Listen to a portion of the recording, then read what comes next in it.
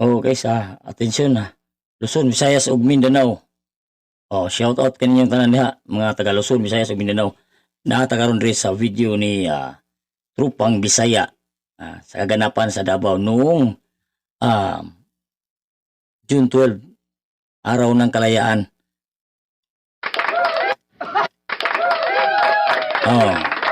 Araw ng kalayaan, pero ang tanong, kung nakakalaya ba?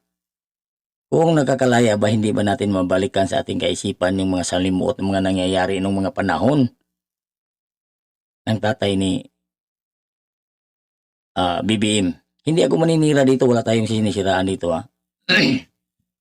Sa mga nangyayari lang ngayon, ayan si Inday Sara Si Inday Sara ay nasa Davao. Tingnan natin si Task Force Davao. Ano ba yan? shout out kay Trupang Bisaya sa mga ano niya dyan, sa mga ito idol, ganito lang tutulong lang ako para may kalat ang informasyon. Hindi naman lahat ng tao nakakasubaybay sa iyo. Ito hindi ako hindi ako naghahangad na magkapira. Hindi ako nagkapira dito. Di monetize itong channel ko. Pero may mga nanonood pa naman. Di ba? Pakikinggan natin. Trupang Bisaya. Wala masyadong busis. Basta ito, June 12, ito nangyayari nung araw ng kalayaan. Pumunta si Inday BP Sara sa Davao. Tapos in-interview.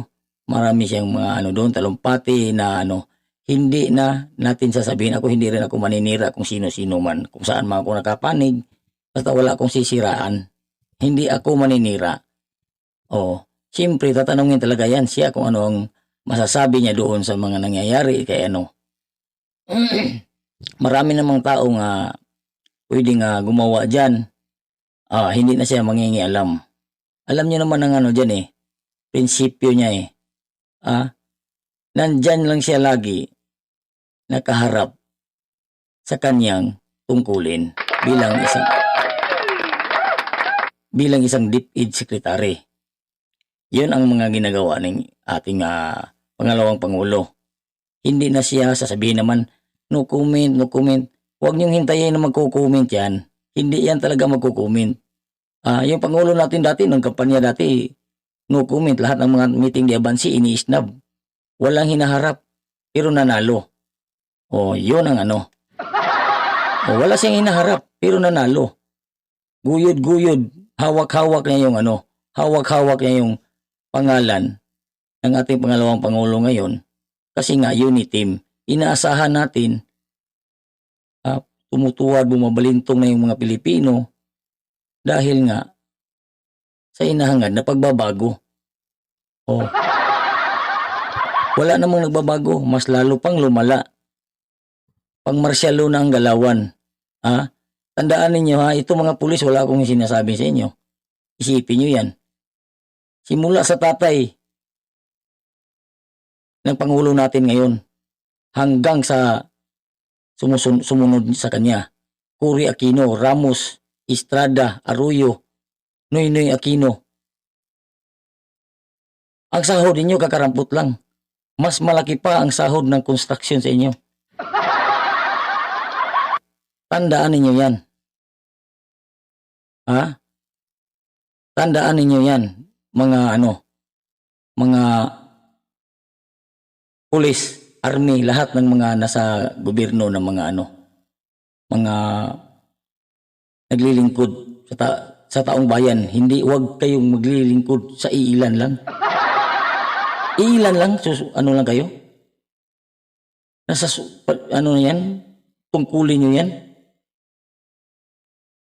Tinataasan ng panahon ni Tatay Digong yung sahod ninyo. Nagpapasalamat kami, pero sa tingin ninyo, araw-araw pulis ang nasa headlines. May naligaw pa rin ang landas. Dahil siguro, bago dumating ang sahod na yan, lubog na. Kaya kailangan pa rin ng extra. Lubog na. Kailangan pa rin ng extra, di ba? What's it like? Anong masasabi ninyo dyan? Huwag ninyong pilitin. Sila Sara na magsasalita. Hayaan nyo yan siya. Wala kayong pakialam sa no comment niya. Ganyan din yung presidente natin dati. Nung nangampanya pa. Walang meeting di abansi na pinaunlakan. Puro tinanggihan. Hayaan nyo yan. Ako hindi ako mag-aano sa inyo. Yung laban, pang kalahatan yan eh. Yung mga pinagagawa nila kahit sa Davao nangyayari yan. Pangkalahatan yan. Oo, pangkalahatan yan. Hindi yan para pang Davao lang. Kasi nasyonal na yan eh. Nasyonal na yan. Tingnan mo yung mga sa maisog. Diba, pagkatapos niyan kapag napayagan, ay sibak. Ganong kabangis. Tandaan niyo yan mga pulis, mga army, lahat ng mga sundalo, lahat ng mga armed forces. Lumaki ang sahod ninyo nung tumungtong yang Tatay Digong natin. Tapos ngayon iipitin ninyo, huwag naman. Yung Inday Sara dyan na Vice President natin, hindi yan magsasalita.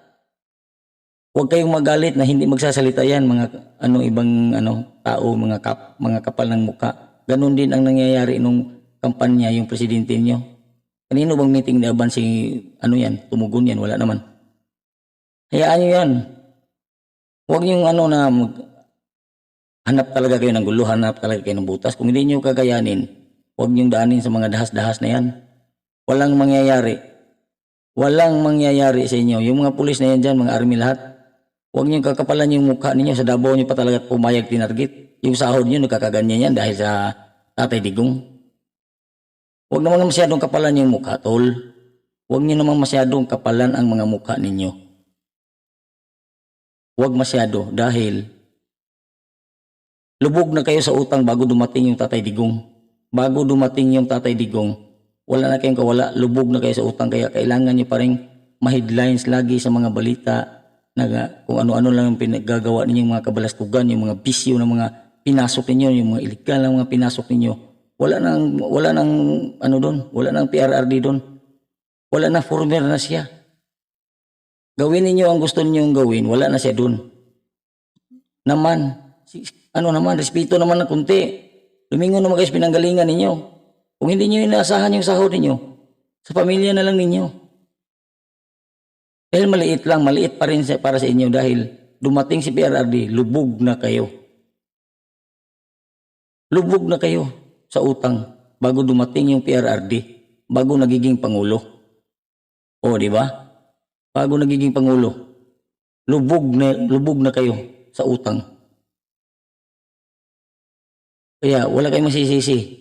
Siya lang ang presidenteng nagdubli ng mga sahod ninyo, magkapal ng mukha ninyo. Magkapal ng mga mukha ninyo. Siya lang ang presidenteng nagdubli ng sahod ninyo, dinubli yung sahod ninyo para kayong masiyahan. Pero wala pa rin. Oo. Yung mga bagong pulis, huwag kayong dyan. Bago kayo tumungtong, kung nakatungtong kayo sa panahon ni PRRD, doon kayo, sahod niyo, tandaan niyo yan, galing yan. Sa pamumuno ni PRRD. Mahal niya kayong mga nagsisirbisyo sa bayan.